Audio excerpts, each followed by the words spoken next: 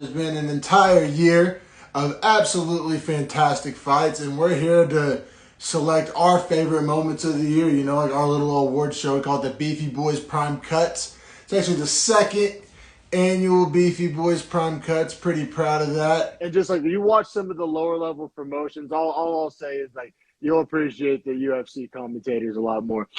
I mean, there's some good guys out there like Mauro Ranallo and guys like that like I kind of thought about throwing up in the category, but really it's UFC awards, and those guys aren't Yeah, UFC guys. So we're mainly talking about the UFC here on the Beefy Boys Breakdown.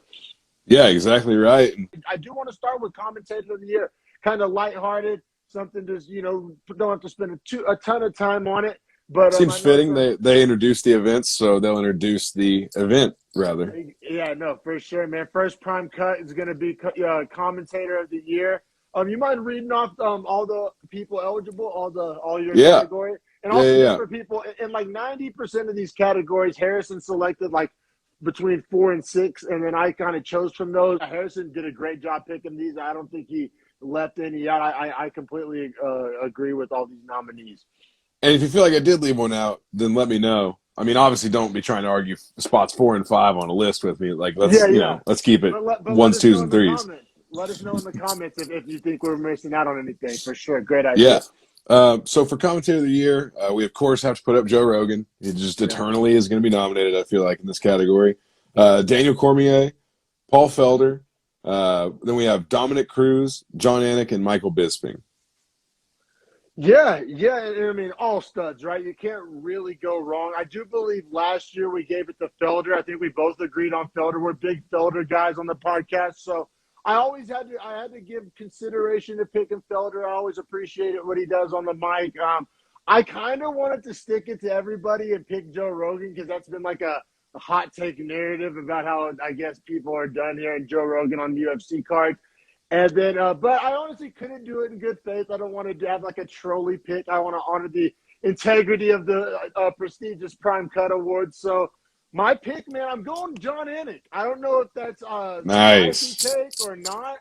I just feel like, and it'll be a topic of conversation throughout all these topics. Is just all essentially these you can interpret these topics really any way you choose, and the kind of lens that I view commentator of the year through, and how I kind of pick through all these guys that I really like, is I feel like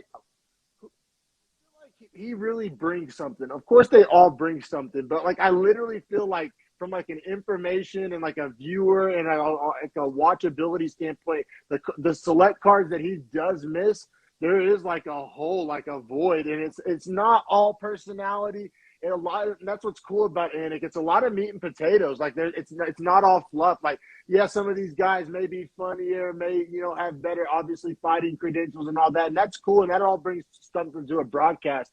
But I think what Anik brings, nobody else brings. I think everything everybody else brings, the other guys kind of bring a little bit of that too. And I think Anik is just the standalone. He brings something unique, something special. I'm going to honor him with Dominic's Prime Cut. I don't know how you feel about that. So I actually was down between Anik and DC, Daniel Cormier, DC, not Dom Cruz. So I had between those two. I actually went with Daniel Cormier just because his show, his podcast, RC and DC, Ryan Clark has no place in that show, and DC is literally carrying it. The ratings aren't great, but literally is carrying it. And then if you look at his detail breakdowns, those have been phenomenal recently whenever he's been doing those for the last year, well, really 2 years, but it's gotten to be like a set program detail with DC or Dom Cruz sometimes. Oh, yeah. Those are sick. Those are sick. You can learn a lot from them. I love those. And then I just thought overall he's been doing a lot more like octagon interviews and kind of being almost what feels like the guy that's going to be Joe Rogan's spot whenever Rogan's done. Yeah, I feel that. He's kind of on the top guy that's not Rogan as of now. Right, and I just feel like his analytical breakdowns of situations are so on point that no other fighter even gets. Like Dom Cruz does great things, Felder does fantastic things, but I don't think anyone's quite as technically sound or even correct about position advancement as DC. Like you'll see fighters in the fight hear what he says and react to it and do it, and then it's successful. Yeah, no, and that's what I love about this. And I'm not even like gonna like argue. And I love that like you can view the different categories through different lenses. Because I was in my head, I didn't even think about outside stuff like podcasts and all that, which is totally dope. I'm not saying it's right or wrong. I just think it's cool how we viewed it two different ways.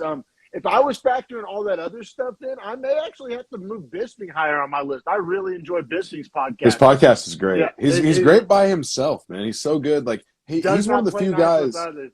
Right. He's one of the few guys that can just go with Fitzgerald or could just go with Anik and just do the in-octagon interviews and literally do a two-man show. Like Bisping has that amount of talkativeness and wild things to say. Cool, man. But yeah, I don't disagree with that. DC's killing it. He's a lot of fun. It's like a good balance of fun and like technical knowledge and personality. And yeah, I agree. He checks a lot of boxes. But so cool. I give it to Anik. You give it to DC. Can't go wrong with either one of those guys. I think, just solid dudes, well deserving of praise on all fronts. I don't think anybody's going to debate that.